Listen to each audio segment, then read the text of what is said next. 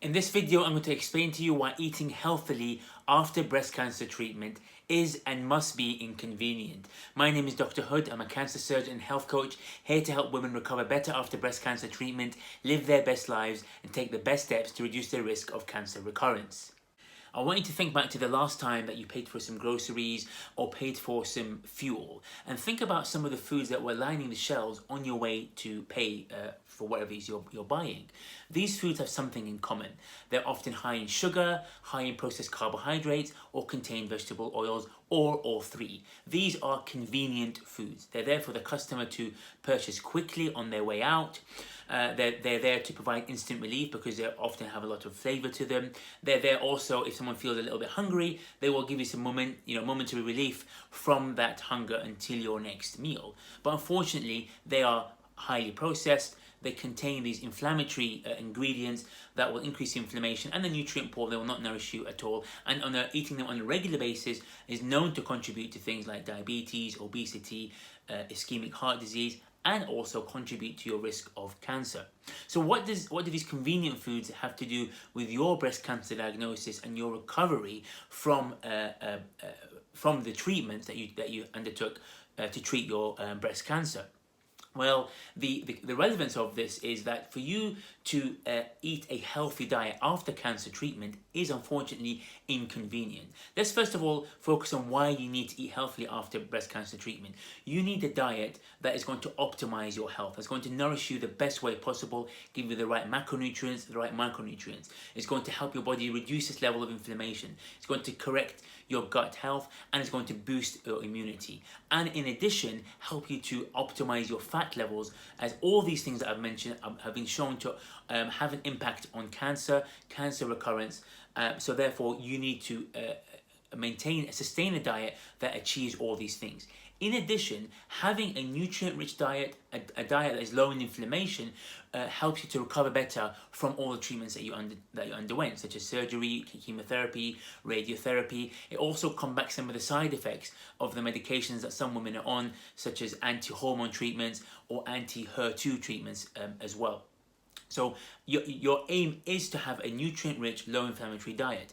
And unfortunately, the way the current food market is, and has been for several decades, it is inconvenient to eat healthily because most of the supermarket contains foods that are highly processed, that have a long shelf life, that can be stored at room temperature, that contain processed grains, processed potato, processed fake vegetable oils, and they're marketed as low fat, low calorie, plant-based, all these things to get you to eat them. But unfortunately, these things are things you don't want to include in your diet.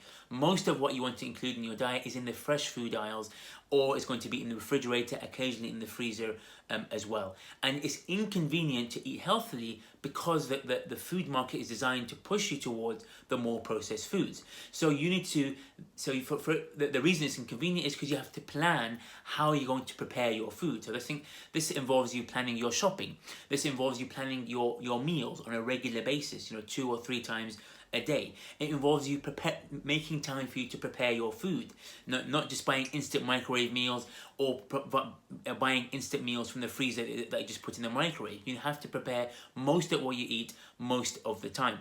It's also inconvenient because you also need to eat healthily as much as possible on special occasions when you're away from home, when you're not able to prepare your food. For example, if you're eating at work or you haven't prepared your food, if you're eating out with colleagues or with friends or with family, if you're eating out when you're on holiday or traveling, for example, all these things you need to know how to eat healthily rather than just grabbing the easy foods that are going to increase your body's inflammation, that aren't going to nourish you. So your knowledge of that is very important, but also your understanding that it is inconvenient. It does require a sacrifice, but that sacrifice is worth it because you're by making that sacrifice, you're taking ownership of your health, you're optimizing your body's health, you're managing your levels of inflammation, you're boosting your body's immunity, and these things are going to help you recover better after breast cancer treatment and will help you take the best steps to reduce your risk of cancer recurrence, which nobody can predict, but at least you're able to take, in yourself, you're taking the best steps to reduce that risk, at least taking control of the diet on as many occasions as you can and on as many days as is possible. And again, to do this, you need to plan, you need to focus your diet around the best foods, the most nutrient-rich foods, minimize the inflammatory foods, and do this 80 to 90% of the time. And you have to keep doing this for weeks, months, and years to have that effect on your body, so that you give yourself the best chance of living a long, strong life after completion of breast cancer treatment. So let me know what you think in the comments about this idea that eating healthily is inconvenient. If you have any comments and as to why, what can make it more convenient for you, or make it easier for you or others, again, please drop a comment below. And if you found this video useful, then please check out some of the links below, other ways in which I can help you, and I will see you on the next video.